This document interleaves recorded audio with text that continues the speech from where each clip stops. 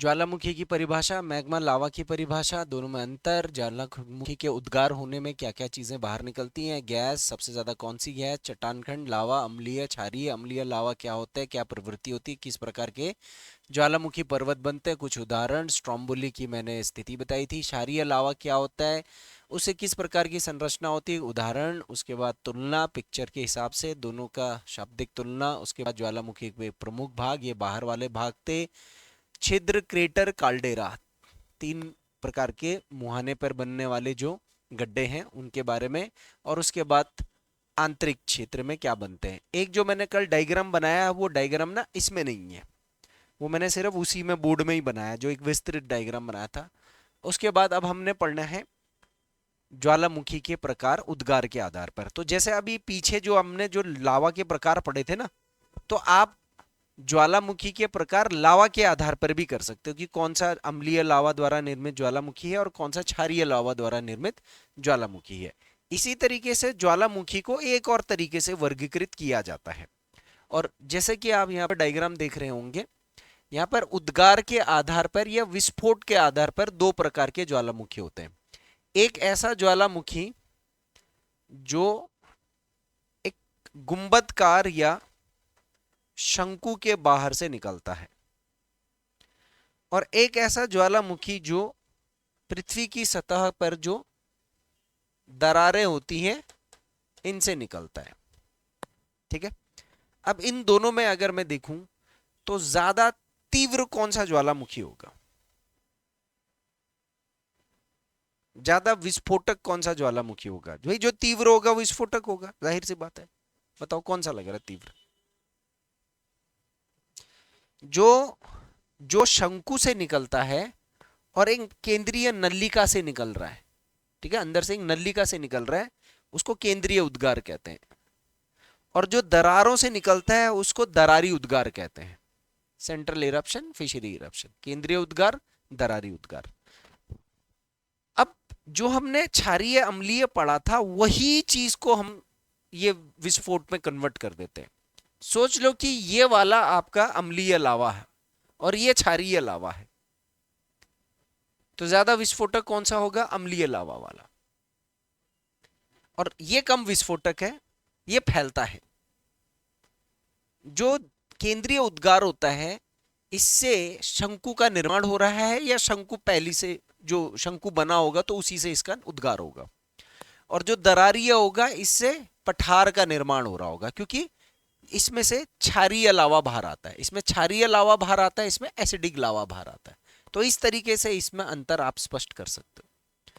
तो अगर मैं एक ज्वालामुखी के प्रकार को उद्गार या विस्फोट के आधार पर वर्गीकृत करूं तो सबसे पहला आता है मेरा केंद्रीय उद्गार।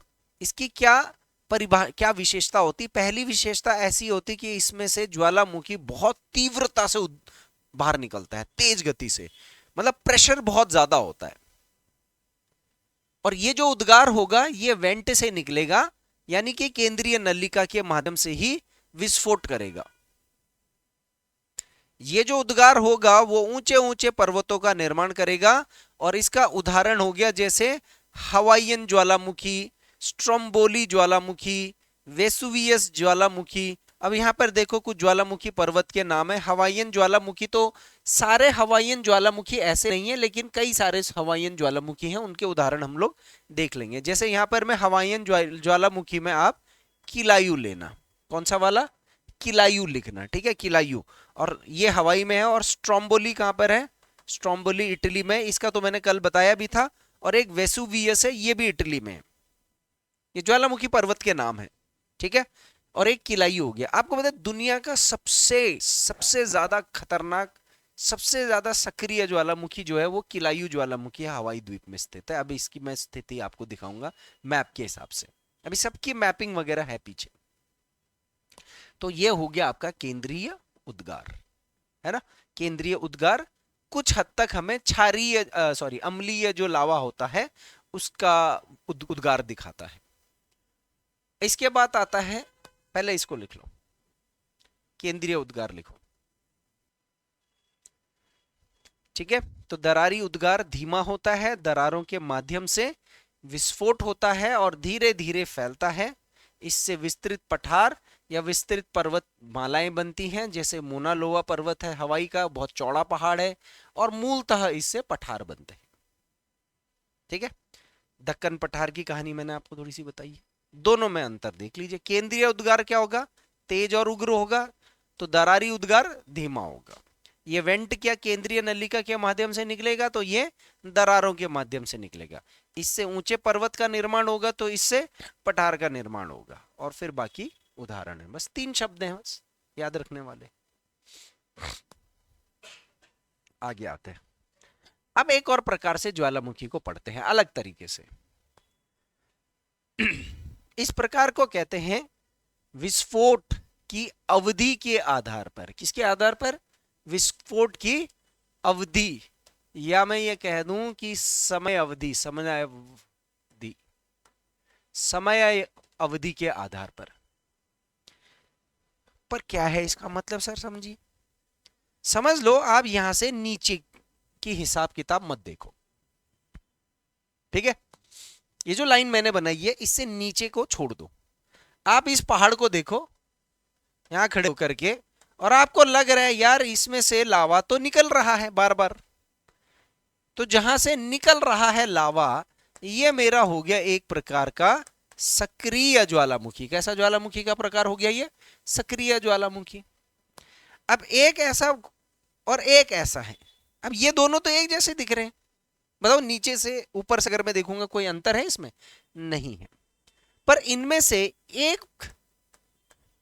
एक सुसुप्त ज्वालामुखी है ये, और एक विलुप्त ज्वालामुखी हो गया। क्या हो गया, विलुप्त। शब्द ध्यान देना, ठीक है। एक सुसुप्त है, एक विलुप्त है। अब इन दोनों में क्या अंतर है, ये दिख तो एक जैसा रहा है। तो ये जो सुसुप्त है, अगर अब मैं इसको अंदर से देखूंगा तो इसका साइंटिफिक तरीके से ही अंतर स्पष्ट हो पाएगा। जो सुसुप्त ज्वालामुखी है, उस ज्वालामुखी में कभी कभी क्या होता होगा, उद्गार होता होगा। लेकिन अब जहां से इसकी केंद्रीय नलिका है, यहां का मैग्मा ठंडा हो गया, और यहां तक कि नीचे तक भी ठंडा हो गया। और जो नलिका जहां से मुख्य स्रोत था ज्वालामुखी का, जो ये भी ऊपर का हिस्सा इसका क्या हो गया है, ठंडा हो गया है। तो ये मानव इतिहास में कभी फटा होगा, लेकिन अभी फिलहाल हाल फिलहाल नहीं फटा है। लेकिन क्या इसके फटने की चांसेस हैं, बताओ। हाँ, कब भरोसा यहां से फिर से संवहनीय धारा कुछ ज्यादा आ जाए और फिर भाम बूम बड़ाम बुडुम करके, क्योंकि ये क्षेत्र तो ऑलरेडी पहले ही से क्या है, कमजोर है, फट के बाहर आ जाए। ये वाला जो है, ये मैग्मा चैम्बर भी इसका पूर्ण रूप से क्या हो चुका है, ठंडा हो चुका है। तो ये मानव इतिहास में ना तो इसका उद्गार हुआ, हमने देखा नहीं है, और ना ही इसकी कोई संभावना है कि भविष्य में ये फटेगा। ये खत्म हो गया। जो खत्म हो गया उसको हम क्या कहेंगे, विलुप्त कहेंगे। समझ में आया। अब इसकी तीव्रता है सर, मैं एक्टिव और डोरमेंट यानी कि सक्रिय और सुसुप्त में क्या अंतर, कितने समय के हिसाब से देखूंगा। भाई जो सक्रिय होगा वो दैनिक, मासिक, साप्ताहिक, वार्षिक आधार पर सक्रिय हो रहा होगा। ऐसा भी हो सकता है कि कोई एक्टिव वोल्केनो हो जो 20-30 साल बाद फट रहा हो, मैं उसको लेकर के चलूंगा। जो कई हजार साल में नहीं फटा हुआ है, हजारों सालों में, वो मेरा सुसुप्त में आ जाएगा। और जो कई लाखों साल में नहीं फटा हुआ है, वो मेरा क्या आ जाएगा, विलुप्त आ जाएगा। अब इसको इस तरीके से पढ़ो आप, देखो। सबसे पहले देखिए सक्रिय ज्वालामुखी की परिभाषा क्या होगी। तो ऐसा ज्वालामुखी जो बहुत ही नियमित रूप से फूटता रहता है। नियमित रूप से फूटता रहता का मतलब वो है, इसको चला इधर से,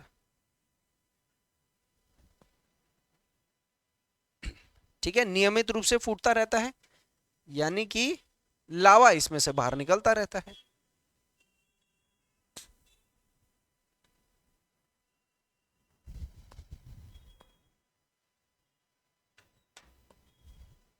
ठीक है। अब इसका नियम क्या है, नियमित का मतलब भैया दैनिक भी हो सकता है, वार्षिक भी हो सकता है, मासिक भी हो सकता है, 10-20 साल छोड़ करके भी हो सकता है, बट निकलता है इसमें से। तो इसमें से जो ज्वालामुखी है, इसमें से निरंतर गैस, चट्टान खंड और लावा, धूलकण, धूल, ये सब निकलता रहेगा। उसके बाद दूसरे टाइप का आ गया सुसुप्त। निकट अतीत। निकट अतीत का मतलब, अतीत मतलब क्या होता है, इतिहास। तो निकट अतीत में तो विस्फोट नहीं हुआ है, क्योंकि भाई यहां से तो इसका ऊपर का मैग्मा चैम्बर ठंडा हो गया है। लेकिन निकट भविष्य में विस्फोट हो सकता है। तो इसका निकट अतीत और निकट भविष्य से संबंध है। और जो विलुप्त वाला ज्वालामुखी है, ये मानव इतिहास में, भैया मानव इतिहास कितना साल पुराना है? लगभग लगभग 60-70 हजार साल पुराना है, 1 लाख। तो 1 लाख के इतिहास के अंदर तो ये कभी भी फूटा नहीं है और भविष्य में भी नहीं फूटेगा। अब बताओ, एक बात बताओ, ये मैग्मा चैम्बर जो है, ये मैग्मा चैम्बर, अच्छा एक बताओ, हम तो मैग्मा चैम्बर के हिसाब से ही लगा रहे ना आइडिया, तो ये मैग्मा चैम्बर तो सतह से कई किलोमीटर नीचे होगा, कोई 10 किलोमीटर नीचे होगा, कोई 20 किलोमीटर नीचे होगा, कोई 50 किलोमीटर नीचे होगा। तो हमें कैसे पता चल रहा है भाई ये है, ये होगा या नहीं होगा? इन दो वालों का, क्योंकि इसके आसपास की जो चट्टानें हैं उसको स्टडी करेंगे, उसकी एज पता लग जाएगी कि ये कब ठंडा हुआ है, कितने साल पहले बना है, ये पता लग जाता है। तो जितने भी जियोलॉजिस्ट हैं वो एक वैज्ञानिक अध्ययन करते हैं, उसके आधार पर पता लगाते हैं। और उसके साथ साथ हमारे पास ऐसी सिस्मोलॉजी की तकनीक भी होती है जिससे हमें तरंगों का पता लग जाता है कि थोड़ा द्रवीय पदार्थ होगा नीचे कहीं पर, तो इसका मतलब वहां पर मैग्मा चैम्बर सक्रिय है। तो ये high level geological scientific studies होती हैं जिनके हिसाब से ये पता लगाया जा सकता है।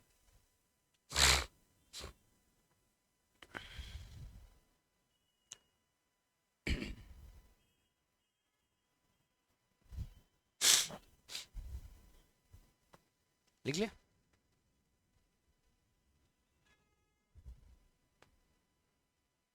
अभी ये क्या है, ये क्या है? अच्छा,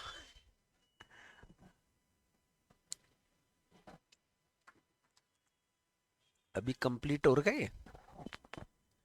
हाँ, इस वाले में कंप्लीट करना। अब ये डायग्राम से थोड़ा सा आसान हो जाता है, समझ में आ जाता है, मुझे बहुत ज़्यादा मेहनत नहीं करनी पड़ती समझाने में। मैं कह रहा ये तुमने क्या शकरकंद जैसे 3 वो बना दिया।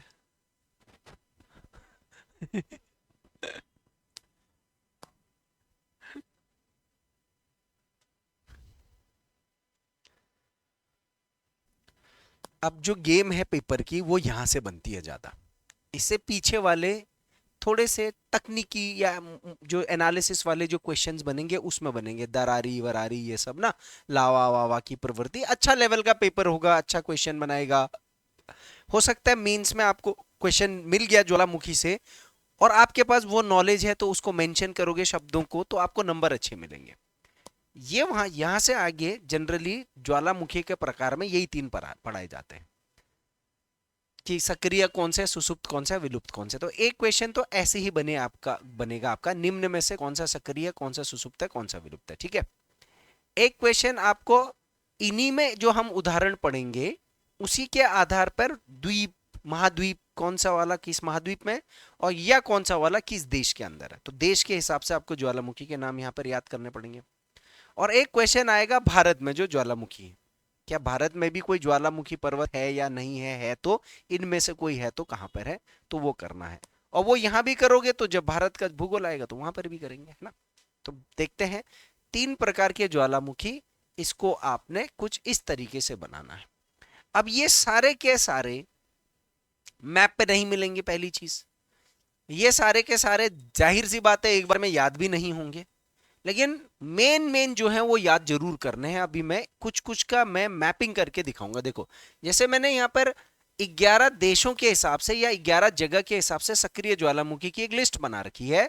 अब आप एक एक, एक करके देखो, ये हवाई द्वीप के मैं यहाँ पर बता दूंगा, पपुआ न्यू गिनी कहाँ पर है, ये देश कहाँ पर है ये भी बता दूंगा, इंडोनेशिया कहाँ पर है, उसमें कौन सा है, इटली में कौन सा है, फिलीपींस में कौन सा है, अर्जेंटीना में कौन सा है, भारत में कौन सा है, ये सारा मैप पर है मेरे पास।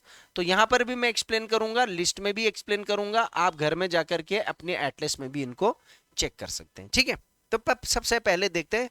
सबसे पहले मेरा आ गया हवाई द्वीप, और यहाँ पर थोड़ा थोड़ा पहले ओवरव्यू ले लेते हैं। देखो, ये हवाई द्वीप कहाँ है, ये है उत्तरी अमेरिका, देखो, ठीक है।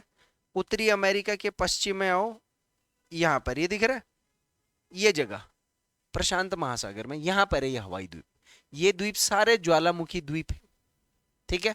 तो हवाई द्वीप कौन से देश में पड़ेगा? नॉर्थ अमेरिका, उत्तरी अमेरिका में। और कहां पर, किस सागर में पड़ेगा? प्रशांत महासागर में। तो कहीं ना कहीं पर क्या आप जो अभी ज्योग्राफी के कॉन्सेप्ट्स को पढ़ रहे हो यहां पर, तो बिना एग्जाम्पल के क्या मैं कॉन्सेप्ट समझ पाऊंगा? तो क्या आपका वर्ल्ड ज्योग्राफी भी मजबूत हो रहा है इसमें एग्जाम्पल के तौर पर? महासागर भी पता लग रहा है, देश भी पता लग रहे हैं, जगह भी पता लग रहा है, पर्वत भी पता लग रहा है, बहुत सारे। और इसके साथ साथ इंडियन ज्योग्राफी भी हो रहा है, थोड़ा थोड़ा हो ही रहा ना, थोड़ा थोड़ा। चलिए, अब यहाँ पर कुछ ज्वालामुखी हैं। सबसे पहले है इसमें किलाऊ ज्वालामुखी, ठीक है। किसी किसी जगह पर किलाऊ लिखा होगा, किसी किसी जगह पर किलायू। किलायू लिख लेना आप, किलाऊ नहीं, किलायू लिखना। मोना लोवा और मोना केवा, ठीक है, मोना केवा, ठीक है। तो ये क्योंकि इनके नाम जो हैं वो बहुत विचित्र लगेंगे, क्योंकि इन्होंने अपने हिसाब से रखे हुए, तो इनको, हमको तो ये नाम पढ़ने में थोड़ा जीभ हमारी टेढ़ी हो ही जाएगी ना। तो किलायू दुनिया का सबसे सक्रिय ज्वालामुखी है, किलायू। और दुनिया का सबसे बड़ा ज्वालामुखी, फैला हुआ क्षेत्रफल के आधार पर सबसे बड़ा ज्वालामुखी है मोना लोवा। अभी और देखते हैं, कोई दिक्कत नहीं। दूसरा देश देखते हैं, पपुआ न्यू गिनी। अब ध्यान देना, ये पपुआ न्यू गिनी देश कहां पर है? सुना है इस देश का नाम कभी? है? साउथ अफ्रीका नहीं। पपुआ न्यू गिनी जो है वो ये है, ये दिख रहा है ऑस्ट्रेलिया। ऑस्ट्रेलिया के ऊपर ये जो इतना हिस्सा दिख रहा है ना, ये एक द्वीप जैसा दिख रहा है ना, ये द्वीप का पूर्वी पोर्शन जो है वो पपुआ न्यू गिनी, और पश्चिमी पोर्शन इंडोनेशिया का हिस्सा है, ठीक है। ये समझ में आ रहा है ना, ऑस्ट्रेलिया। तो ऑस्ट्रेलिया के उत्तर में, ये ऑस्ट्रेलेशिया में आता है वैसे भी महाद्वीप के हिसाब से, ये एशिया में नहीं आता। पपुआ न्यू गिनी द्वीप, यहां पर भी बहुत सारे द्वीप हैं, लांगीला और बगाना, दो सक्रिय ज्वालामुखी यहां पर, लांगीला और बगाना, ठीक है। नाम बस याद रखना, पेपर में आता है। तीसरा देश हो गया हमारे पास इंडोनेशिया। अब देखो, दुनिया में सबसे ज्यादा जो द्वीप है वो इंडोनेशिया में है, क्योंकि आप देखो इंडोनेशिया यहां भारत के अंडमान निकोबार जहां पर खत्म हो रहा है, देखो इस अंडमान निकोबार के खत्म होने से एक ये बड़ा सा द्वीप दिख रहा है, ठीक है। एक यहाँ पर थोड़ा छोटा द्वीप दिख रहा है, ये सुमात्रा द्वीप है, ये जावा द्वीप है, और यहाँ छोटे छोटे छोटे और बहुत सारे द्वीप दिख रहे हैं। तो ये जो गुलाबी रंग के इतने सारे जो हैं ये क्षेत्र, ये सब इंडोनेशिया देश में आते हैं। और ये पूरा ज्वालामुखी से बना हुआ है ये। तो यहां पर मैंने 4 लगा रखे हैं, तंबोरा, सुमेरु, मेरापी, दुकानो। कुछ भी पूछ लेगा, मैं आपको बता रहा हूं। इसके बाद आता है यूरोप का एक देश है इटली,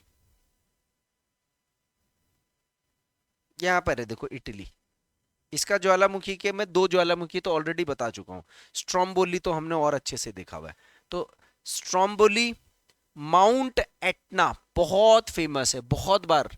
माउंट एटना इसलिए याद रखना है कि ये दुनिया का दूसरा सबसे सक्रिय ज्वालामुखी है। कौन से नंबर का?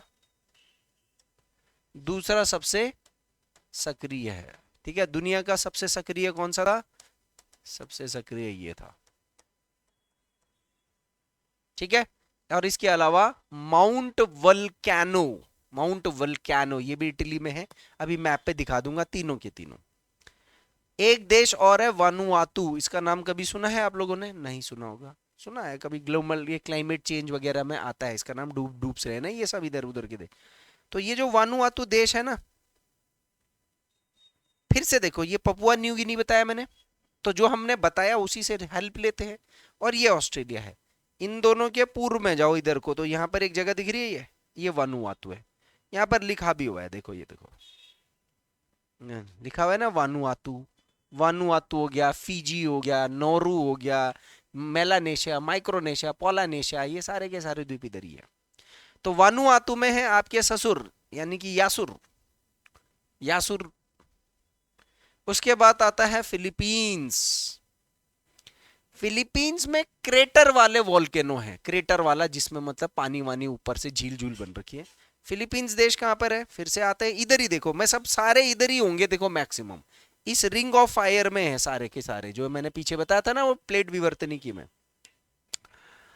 तो आप यहां से इंडोनेशिया से थोड़ा ऊपर आओ और जापान से थोड़ा नीचे आओ। तो जापान से नीचे, इंडोनेशिया से ऊपर, ये बीच में जो ये द्वीप समूह है ये है फिलीपींस द्वीप। ठीक है, तो यहां पर आपको दो याद रखने हैं, माउंट पिनाट्यूबो और माउंट टाल। माउंट पिनाट्यूबो और माउंट टाल। हो सकता है वो टाल की जगह पर आपको ताल दे दे, क्योंकि हिंदी में कभी कभी ताल भी लिख देते हैं ये।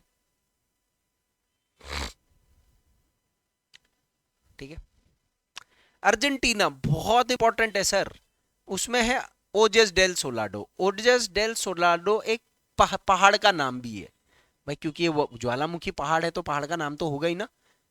ये दुनिया का सबसे ऊंचा ज्वालामुखी पर्वत है। क्या है? दुनिया का सबसे ऊंचा ज्वालामुखी पर्वत, जिसकी हाइट 6690 मीटर के अप्रोक्स है। मतलब एग्जैक्ट याद नहीं रखना है कितना है, ये हाइट कोई नहीं पूछेगा यहाँ पर, बट फिर भी 6600 मीटर। सबसे ऊंचा ज्वालामुखी पर्वत कौन सा है? ओजेस डेल सोलाडो, सबसे ऊंचा। इसके बाद आता है इक्वाडोर। ठीक है, इक्वाडोर, कोटोपैक्सी।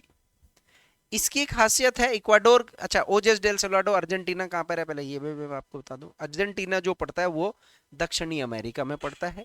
यहां पर आप देखो, ये वाला जो हिस्सा दिख रहा है ना, ये लाल पिंक वाला, ये देश है अर्जेंटीना। और ये जो लाइन जा रही है ना ऐसे ऐसे ऐसे करके, देखो ये बॉर्डर है चिली देश और अर्जेंटीना देश के बीच में। कौन से देश? चिली और, ये लाइन एंडीज पर्वतमाला है। कौन सा पर्वतमाला? एंडीज है ये, एंडीज ही इनकी बाउंड्री है। एंडीज यहां से यहां से यहां से यहां से यहां से ऐसे जाता है, ऐसे ऐसे, चिली और अर्जेंटीना।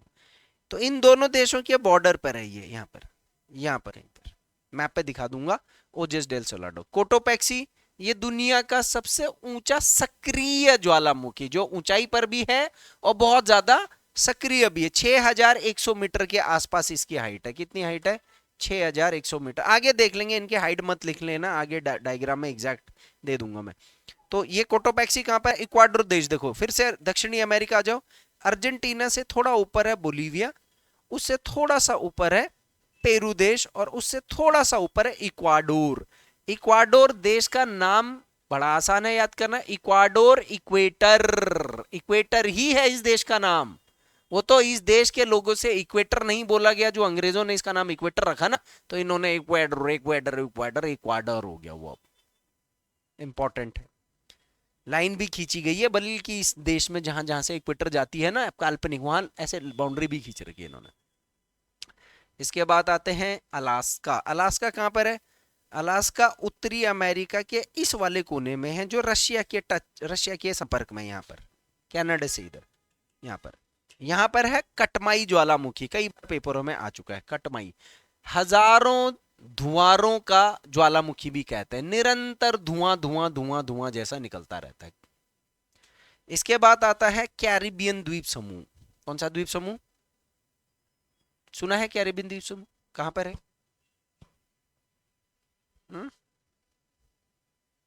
क्या है कैरिबियन? नहीं भाई, क्या फेमस है कैरिबियन द्वीप के बारे में? है कुछ फेमस है कैरिबियन द्वीप के बारे में? क्या फेमस है? क्रिस गेल कहाँ का है? कहाँ का है? वेस्ट इंडीज का है ना। ब्रेन लारा कहाँ का है? तो ये जो वेस्ट इंडीज के द्वीप हैं, ये इनको कैरिबियन द्वीप कहते हैं। यहाँ पर 14-15 के आसपास देश हैं कम। ठीक है, उत्तरी अमेरिका और दक्षिणी अमेरिका के बीच में ज्यादातर देश ये उत्तरी अमेरिका में आते हैं, एक आध को छोड़ करके ये सब उत्तरी अमेरिका का ही हिस्सा है। तो इस क्षेत्र को कैरिबियन कहते हैं, कैरिबियन आइलैंड्स। उसका एक हिस्सा है वेस्ट इंडीज। तो इसमें बहुत सारे द्वीप हैं। ये सारा एरिया ना ज्वालामुखी से बना हुआ है, यहाँ आज भी सक्रिय ज्वालामुखी है। एक पीली ज्वालामुखी है जो बहुत ज्यादा सक्रिय है यहाँ पर, पीली। ठीक है, समझ में आ गया कैरिबियन द्वीप कहां पर है? ठीक है, अभी आपको वर्ल्ड ज्योग्राफी में द्वीप समूह पढ़ने हैं, और द्वीप समूह में भाई पीसीएस के अंदर एक बार ग्रेनाडा द्वीप पूछ लिया उसने कि ग्रेनाडा द्वीप कहां पर है बताओ, यहां पर है कैरिबियन द्वीप समूह में। उसने 90 डिग्री ईस्ट रीच पूछ लिया कहां पर है। अरे ऐसे ऐसे फैक्ट पूछेगा कि पता नहीं चलेगा। हालांकि मैं सब कुछ बता दूंगा, लेकिन याद भी तो करना है ना, मेरे बताने से क्या होता है खाली, मैं तो कुछ ना कुछ लिंक करके दूंगा, कम से कम इतना है। तो माउंट पीली इंपॉर्टेंट है, कहां पर है ये, कैरिबियन द्वीप समूह में। अब लास्ट आते हैं भारत। तो क्या भारत में भी कोई ज्वालामुखी पर्वत होगा? हाँ, जाहिर सी बात है कि भारत में आपको यहाँ पर बीच पे नहीं ढूंढना है कुछ, क्योंकि ये बीच वाले तो लगभग लगभग डेड हो चुके हैं, मतलब है ही नहीं। अब एक जगह है जहां पर अभी निर्माण चल रहा है, ये वाला एरिया, ये अंडमान निकोबार वाला है, ठीक है। तो यहां पर भारत का जो सबसे सक्रिय ज्वालामुखी है ये है बैरन द्वीप। ये पोर्ट ब्लियर से थोड़ी सी दूरी पर है। लास्ट 2017 में ये फटा था, फटता रहता है। और जो भी ज्वालामुखी होंगे, भारत में 3 ज्वालामुखी द्वीप है, एक बैरन है जो कि एक्टिव है, एक मड वॉल्केनो है, और एक सुसुप्त वाला, तो एक्सटिंक्ट सुसुप्त वाला वो भी देख लेंगे। सब भारत के द्वीपों में वैसे भी बैरन द्वीप का नाम याद रखना है, क्योंकि भारत में जो द्वीप हैं आपको 30-32 द्वीप याद रखने हैं, उसमें से सबकी खासियत पता होनी चाहिए। 30-32 द्वीप, जिसमें से लगभग लगभग 16-17 द्वीप तो आपको अंडमान निकोबार के याद रखने हैं। 9 द्वीप तो अंडमान निकोबार के ऐसे हैं जिनके नाम पर राष्ट्रीय उद्यान है, नेशनल पार्क, तो वो तो वैसे भी याद रखने ही रखने। समझ रहे? क्लियर है? बैरन द्वीप कहां पर है? भारत में। अब थोड़ा सा ये सारे सक्रिय हैं, इन सब की यहां पर लोकेशनिंग कर लेते हैं, ठीक है। अब हवाई द्वीप कहां पर है? सारी बोतलें यहीं रख दी आज।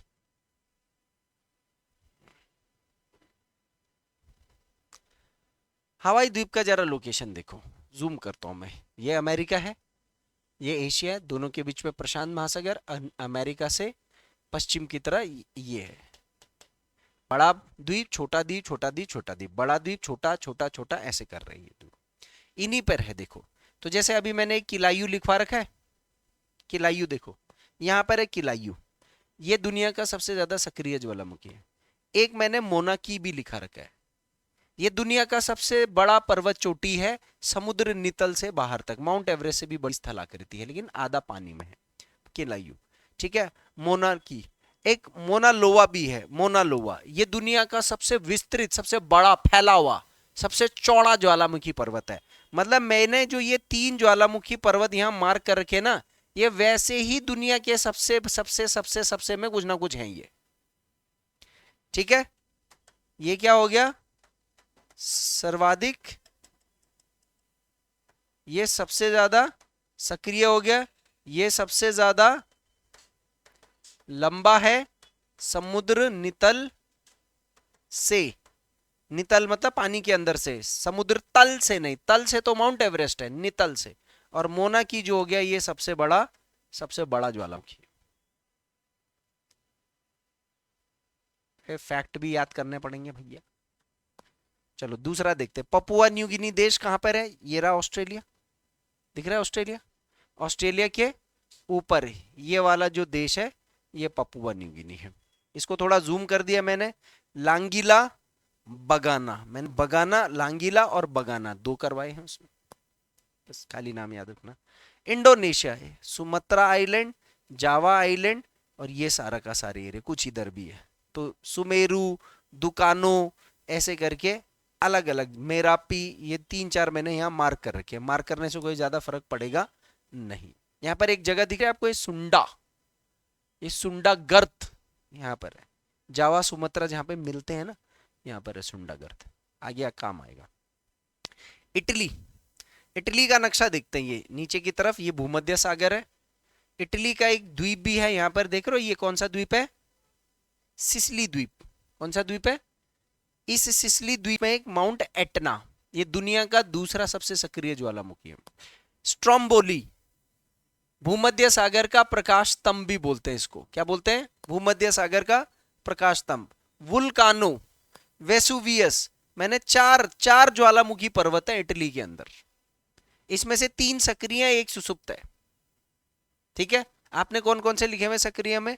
एटना लिखा होगा, स्ट्रोम्बोली लिखा होगा, और वुल एट वुल्कानो, ये तीन, ये वाला नहीं। ये अगल बगल में कुछ सागर दिख रहे हैं, टायरेनियन सी, मेडिटेरेनियन सी, आयनियन सी, एड्रियाटिक, ये सब याद करने हैं, आगे आएंगे ये भी। फिलीपींस देखते हैं, फिलीपींस कहां पर है, ये वियतनाम, वियतनाम नीचे से ब्रुनाई, ऑस्ट्रेलिया, उसके ऊपर यहाँ ताइवान, जापान, ये बीच में फंसा फिलीपींस। यहाँ पर माउंट ताल और माउंट पिनाट्यूबो, माउंट ताल और माउंट पिनट्यूबो लिखा रहे। वेरी गुड, इंग्लिश में सारा तो भाई तो इतना तो आते हैं। अर्जेंटीना इक्वाडोर दोनों देखते हैं। ये कहाँ का नक्शा है? अरे अफ्रीका का कहाँ है? अफ्रीका और साउथ अमेरिका एक जैसा लगता है, ये अफ्रीका का कहाँ है? कहाँ का है ये? अरे ब्राजील शब्द लिखा हुआ है, साउथ अमेरिका का है। तो यहां पर है अकांका गुआ, मैंने बताया था ना, ये कौन सी पर्वतमाला जा रही है, ये ब्राउन कलर की?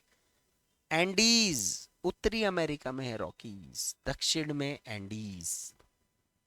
ठीक है, तो आपके एंडीज दक्षिण में है, अकांका गुआ, अकांका गुआ। नहीं, यहां पर मैंने इसमें वो लिखा रखा, ओजेस डेल सोलाडो लिखा रखा है ना, इस वाले में ओजेस लिखा रखा होगा ना, वो यहाँ पर मार्क नहीं है, यहाँ पर कहीं पर है, मतलब यहाँ पर है ओजस। ठीक है, एक अकांका गुआ भी है, ये एंडीज की सबसे ऊंची चोटी है, ये सक्रिय नहीं है। फिर उसके बाद कोटोपैक्सी, इक्वेडर, ये है, देखो यहाँ पे कोटोपैक्सी लिखा भी हुआ है, कोटोपैक्सी। एक चिम्बराजो भी है इक्वेडर में, ये सक्रिय नहीं है, ये बाद में आएगा, पर फिर भी देख लेते हैं। एक अकांका गुआ है, ये अर्जेंटीना में है। चिम्बराजो और कोटोपैक्सी कौन से देश में है? इक्वाडोर में है। ये दुनिया का सबसे ऊंचा सक्रिय ज्वालामुखी है। ठीक है, क्या है? दुनिया का सबसे ऊंचा सक्रिय ज्वालामुखी, याद रखना। भारत में आते हैं, अब थोड़ा ये मैप पे ध्यान देना। देखो, ये है अंडमान द्वीप समूह, ये निकोबार द्वीप समूह, ये है पोर्ट ब्लियर। पोर्ट ब्लियर से पूर्व की तरफ जाओगे तो आपको मिलेगा बैरन द्वीप और नारकोंडम द्वीप। इसमें से एक सक्रिय है और एक सुसुप्त है। ठीक है, सुसुप्त ज्वालामुखी द्वीप। देखो, अभी मैंने बोला ना, सुसुप्त ज्वालामुखी भारत में कौन सा है? नारकोंडम। यहां पर देख लीजिए, ये ज्यादा नहीं याद करने। इटली का वेसुवियस, याद है अभी मैप पे दिखाया था इटली का वेसुवियस, कहां पर है इटली का वेसुवियस? ये रहा वेसुवियस। ये सुसुप्त है, मतलब फट नहीं रखा है, फट सकता है। ठीक है, जब फटेगा तब देखेंगे। जापान का Fujiyama, very very important, Fujiyama. कौन सा? फ्यूजियामा। सर, जब जापान में आप बहुत सारी वीडियोस देखना, ये जापान के शहरों से, बिल्डिंगों से आराम से सामने दिखता है, ये फ्यूजियामा होगा, लेकिन 50-60 किलोमीटर दूर, लेकिन दिख जाता है फ्यूजियामा, और उसमें से धुआं निकलता हुआ भी दिखता कभी कभी। भारत और भारत में अंडमान एवं निकोबार द्वीप समूह में है नारकोंडम, जो उत्तरी अंडमान द्वीप के पास है। और इंडोनेशिया में है क्राकाटाओ। क्राकाटाओ ज्वालामुखी भी पेपर के अंदर पूछा जा चुका है। देखो, मैं फिर बता रहा हूं, ये देश के हिसाब से कि कौन सा द्वीप ज्वालामुखी पर्वत किस देश में, कौन सा किस देश में, ये सबसे कॉमन क्वेश्चन है। इसमें से मैं फिर बता रहा हूं, ये वर्ल्ड ज्योग्राफी के हिसाब से एक सबसे कॉमन क्वेश्चन है। मैंने इसको वर्गीकृत करके अलग कर दिया, बस मैंने इतना कर रखा है, क्योंकि एडवांस लेवल के क्वेश्चंस फिर वो पूछेगा कि इनमें से कौन सा सुसुप्त है, कौन सा विलुप्त है, कौन सा सक्रिय है।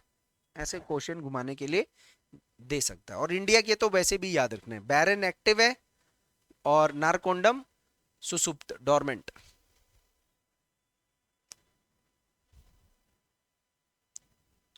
ठीक है,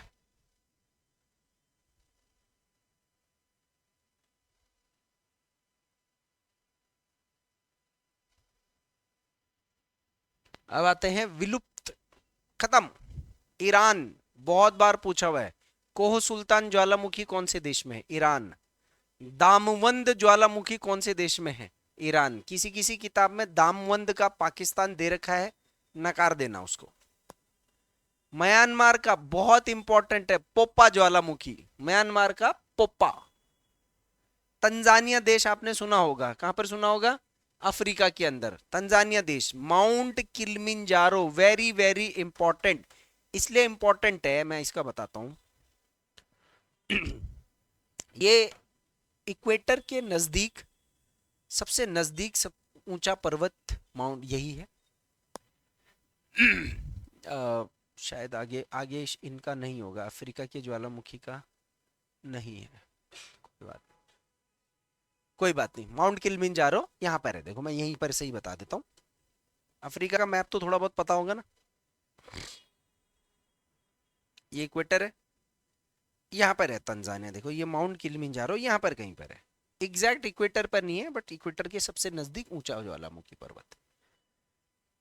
इस इक्वेटर के पास सबसे नजदीक होने के बावजूद भी इसके ऊपर बर्फ रहती है। ठीक है, 5,000 मीटर के ऊपर, क्योंकि इसकी हाइट है 5,500 के आस 6 के आसपास।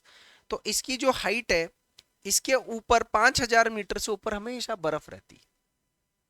ये एक ऐसा पहाड़ है जिसने जमीन से ऊपर तक सब तरीके के जलवायु हैं, क्योंकि नीचे गर्मी होगी एकदम से इक्वेटर के पास है, और ऊपर आते आते उष्ण, शीतोष्ण, उष्ण, समशीतोष्ण, शीतोष्ण और टुंड्रा सब तरीके का वनस्पति मिलता है। दुनिया का एकमात्र पहाड़, सिंगल पहाड़ के तौर पर सबसे ऊंचा पहाड़ यही है। सिंगल मतलब और जगह पर तो ऐसे वलित पर्वत के रूप में खूब सारे पहाड़ एक साथ होंगे, उनमें से एक ऊपर उठ जाएगा। जैसे माउंट एवरेस्ट, ये सब तो क्या है, बहुत सारे पहाड़ है ना, उनमें से एक उठ गया। जैसे इधर साउथ अमेरिका के अकांकागुआ वगैरह बहुत सारे पहाड़ है, फिर एक उठ गया।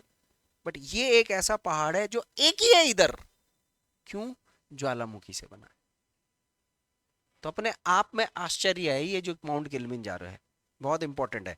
और दूसरी बड़ी बात, अफ्रीका की सबसे ऊंची चोटी कौन सी है? Mount Kilimanjaro. एक ज्वालामुखी पर्वत है, इसकी विशेषता याद रखिएगा।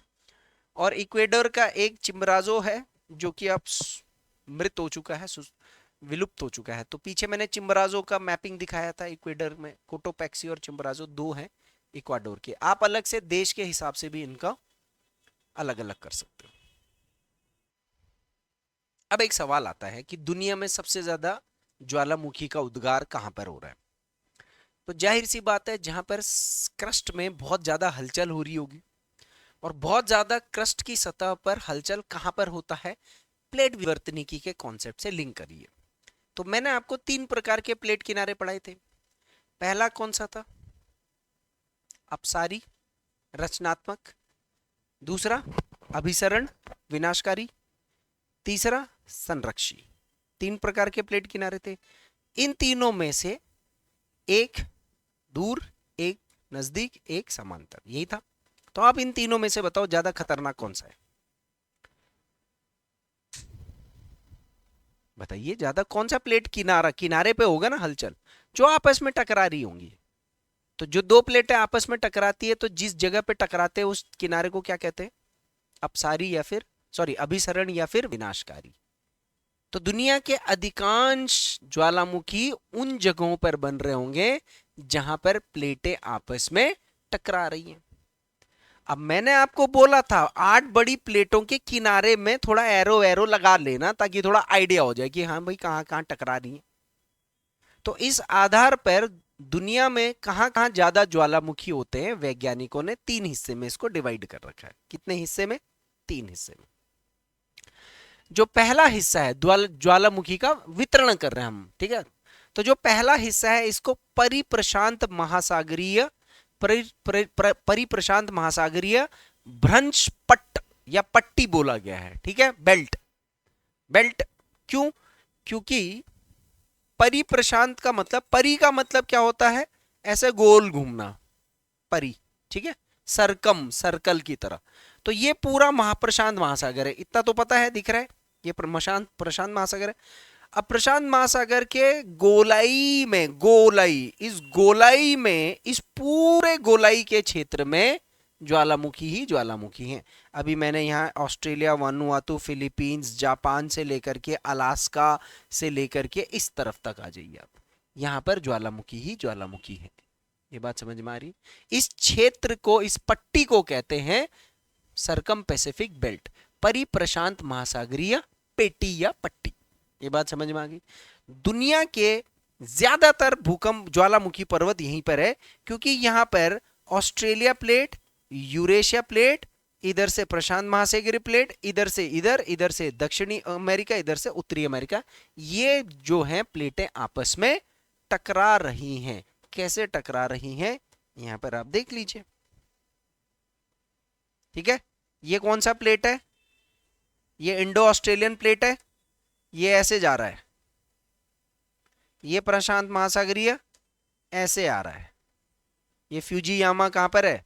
जापान में। ये इंडो ऑस्ट्रेलियन है, ठीक है, ये यूरेशियन है, ये इंडो ऑस्ट्रेलियन है।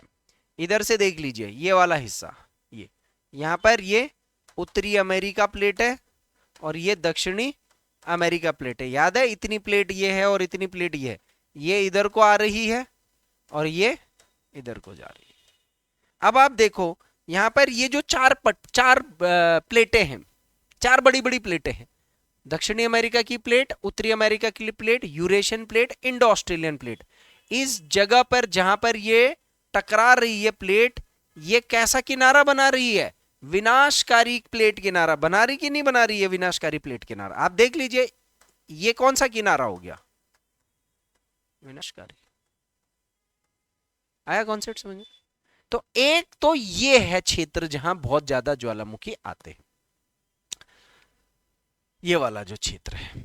अब कितना परसेंट देखो, विश्व के 2/3 ज्वालामुखी यानी कि 66% ज्वालामुखी इसी पट्टी में पाए जाते हैं। इस क्षेत्र को रिंग ऑफ फायर भी कहते हैं, क्योंकि ये भैया धुआं, लाल, भूकंप ये सब निकल रहा है ना, तो ज्वालामुखी की उत्पत्ति की वजह से इसको रिंग ऑफ फायर भी बोलते हैं। क्वेश्चन भी आता है कि क्यों बोलते हैं इसको रिंग ऑफ फायर? क्योंकि वहां पर विनाशकारी प्लेट किनारा होने के कारण समुद्र में प्लेटें टकरा रही हैं और बाहर क्या आ रहा है? लावा बाहर आ रहा है। यह क्षेत्र प्रशांत महासागर, यूरेशियन, इंडो ऑस्ट्रेलियन प्लेटों के विवर्तनिकी के कारण हो रहा है। ठीक है, किसके कारण हो रहा है? प्लेटों के विवर्तनिकी के कारण हो रहा है। ठीक है, प्लेटें आपस में टकरा रही है ना, विवर्तनिकी हो रही है। तो दुनिया के सबसे ज्यादा ज्वालामुखी यहां पर है। दूसरे नंबर पर आता है मध्य महाद्वीपीय पट्टी, यानी महाद्वीपों में कहीं कहीं पर बीच बीच में। ये तो महासागर के अंदर का क्षेत्र हो गया ना, प्रशांत महासागर के अंदर, पर महाद्वीपों में भी भाई ज्वालामुखी का स्रोत है यहां पर। अब ये महाद्वीपों में कहां पर है, जरा इस मैप से समझते हैं। यहां पर ये जो जगह आप देखो, ये कौन सा क्षेत्र है? इधर यूरेशियन प्लेट और कौन सी प्लेट टकरा रही है? अफ्रीकी प्लेट। तो ये पूरा एल्प्स वाला बेल्ट, कौन सा बेल्ट है ये? एल्प्स पर्वत श्रेणी वाला। फिर ये इसको मैं मैप को ऐसे जोड़ दूं तो ये ठीक यहां पर आकर के जुड़ेगा। कहां पर? यहां पर। और इस तरफ कौन सा वाला बेल्ट है ये हिमालय वाला बेल्ट। कौन सा वाला बेल्ट? हिमालय। यहां भी प्लेटों के आपस में टकराने से आ रहा है। ये दूसरा बेल्ट है, ये दूसरा बेल्ट है। कौन सा वाला बेल्ट है? ये दूसरा बेल्ट। तो दूसरा बेल्ट का मतलब ये हो गया जी, यूरोप और एशिया के मध्य का भाग से होकर के गुजरता है। यह पट्टी एल्प्स, हिमालय, म्यांमार से लेकर के कहां तक जाता है? इंडोनेशिया तक जाता है। एक बार आप इसमें भी देख लीजिए, यहां से स्टार्ट हो रही है बेल्ट, यहां से यहां से यहां से यहां तक Africa, Indo Australian, Eurasian plate के टकराव क्षेत्र में। यहीं पर तो हमारा हिमालय भी है ना, इसी क्षेत्र में। ये किस प्रकार के प्लेट किनारे पर बन रहा है? विनाशकारी। ये भी किस प्रकार के प्लेट किनारे पर है? विनाशकारी। तो 90% तो विनाशकारी में ही हो रहा है। अब एक और पट्टी बच गई है यहां पर, तीसरी। इसको कहते हैं मिड अटलांटिक पट्टी, मध्य अटलांटिक पट्टी। यह पट्टी आइसलैंड से अंटार्कटिका तक फैली हुई है। ये मैंने पहले भी बताया, याद है? अरे ये नहीं भूल गए यार तुम लोग सब। मध्य अटलांटिक पट्टी कौन सी है? ये वाली, ये वाला क्षेत्र याद करो, यहां से लेकर के यहां तक। लेकिन यहां पर विनाशकारी के कारण नहीं हो रहा है। किसके कारण हो रहा है? यहां ऐसा हो रहा है ना, बनाया था ना मैंने। और समुद्र के अंदर फिर क्या बन रहे हैं? पहाड़ बन रहे हैं। तो जहां जहां कमजोर क्षेत्र है वहां से अंदर ही अंदर ज्वालामुखी आ रहा है। कोई ऐसा ज्वालामुखी नहीं है जो अभी समुद्र के तल से बाहर रख आ पाया हो, अंदर ही चल रहा जो चल रहा, मगर यहां संभावना है। तो कितने क्षेत्र बन गए सर? मेरी पेटियां कितनी बन गई है? एक पेटी ये वाली बन गई है, दूसरी पेटी मेरी ये वाली बन गई है, और तीसरी पेटी मेरी ये वाली बन गई है। ये डायग्राम बनाओगे कैसे? और ये थ्योरी है।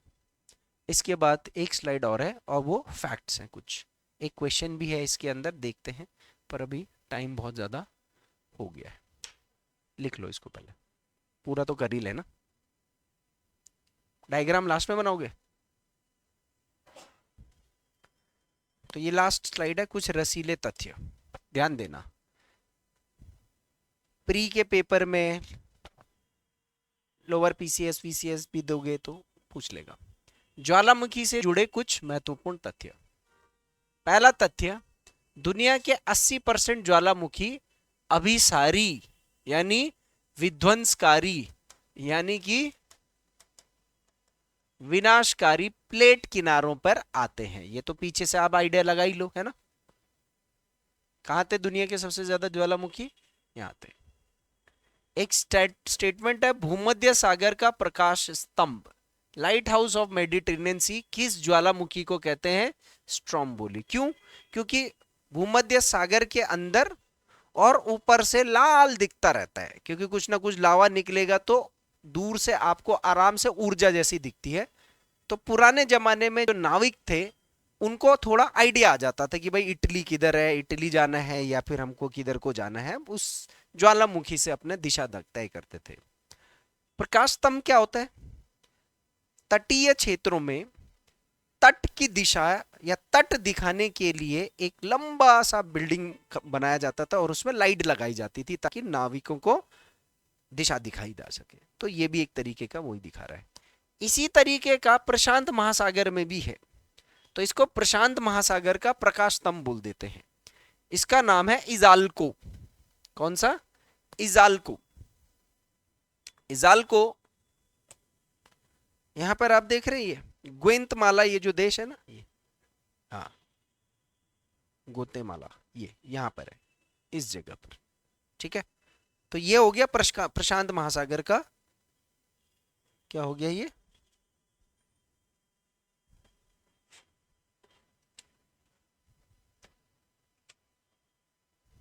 इसको क्या करूं यार, डाला प्रकाश स्तंभ।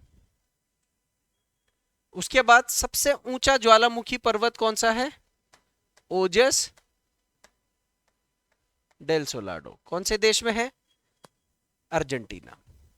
सबसे ऊंचा सक्रिय ज्वालामुखी कौन सा है? कोटोपेक्सी। कहां पर है?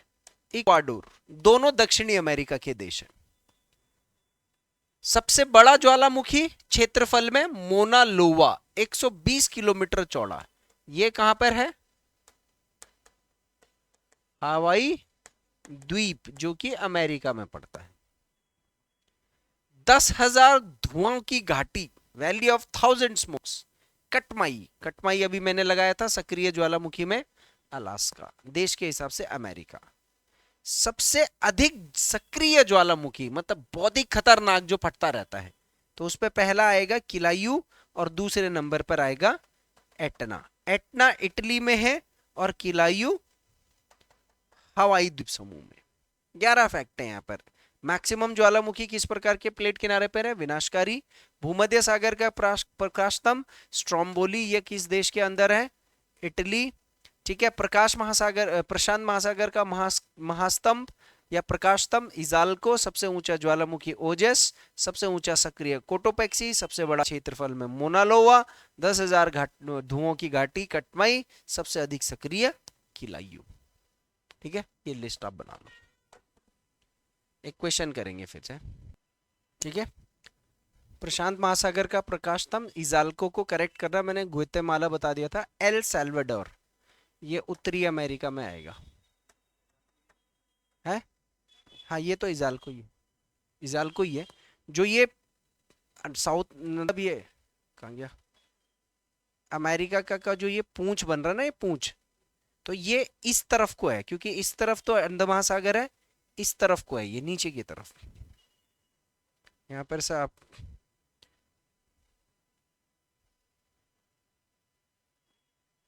पनामा, कोस्टारिका, निकारागुआ, होंडुरास, और ठीक कोने पे यहाँ पे नीचे दिख रहा है छोटा सा देश है एल साल्वाडोर, ऐसे नीचे की तरफ ही है। यहाँ पर ग्वाटेमाला है, और इस तरफ ये वाला एरिया अंध महासागर का, ये प्रशांत महासागर।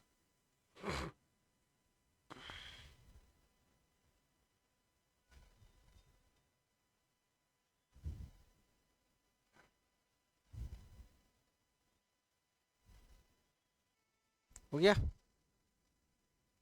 एक क्वेश्चन है, थोड़ा आइडिया लगाओ। हाँ, ज्वालामुखी के संबंध में निक कथनों पे विचार करें। यूपीएससी सिविल सर्विसेज का क्वेश्चन है, हालांकि फिर भी देखते हैं। विश्व के 95% से अधिक ज्वालामुखी प्लेट सीमाओं के साथ पाए जाते हैं। मतलब कोई भी प्लेट सीमा है, बट कह रहा है प्लेट सीमाओं पे पाया जाता है। उच्च तीव्रता वाले ज्वालामुखी जैसे विसुवियत हो गया, पिलियन हो गया, या ये अभिसरण प्लेट सीमाओं पर पाए जाते हैं। अब ये आपको आइडिया लगाना पड़ेगा, विसुवियस कहां पर है, इटली में, पिलियन कहां पर है, कैरिबियन आइलैंड में। निम्न तीव्रता वाले ज्वालामुखी जैसे मिड अटलांटिक वाले, वो अटलांटिक के बीच में, मुख्यतः अपसरण या अपसरण प्लेट सीमाओं पर यानी डाइवर्जेंट प्लेट बाउंड्री पर पाए जाते हैं। आपको बताना है इनमें से कौन सा सही है, कौन सा सही है। अरे तो बड़ा आसान है, वाक्य देख करके थोड़ी सवाल मुश्किल लगना चाहिए, कभी भी नहीं कि भैया मल्टीपल चॉइस। हमारा एक दृष्टिकोण होता है, जैसे पेपर में वो 2 स्टेटमेंट 3 स्टेटमेंट, हमें लगता पता नहीं क्या पूछ लेगा। हर स्टेटमेंट को माइंड में क्लियर करते जाओ, अपने आप ऑप्शन में एलिमिनेशन मिल जाएगा। तीनों सही है, ठीक है, तीनों सही है, ठीक है। नहीं, क्योंकि 80% तो मैंने विनाशकारी बताया, 5-10 तो ये सब प्लेट सीमाओं में पाए जाते हैं। ये आपके अभिसरण है जो प्लेट टकरा रहे हैं, और वो मध्य अटलांटिक वाला वो विपरीत हो रहा है। तो तीनों तो सही है, इसमें कोई बड़ा रॉकेट साइंस थोड़ी है, ठीक है। और इसके साथ साथ अब हमारे इसमें से ज्वालामुखी समाप्त। अब हमारा अगला टॉपिक है भूकंप।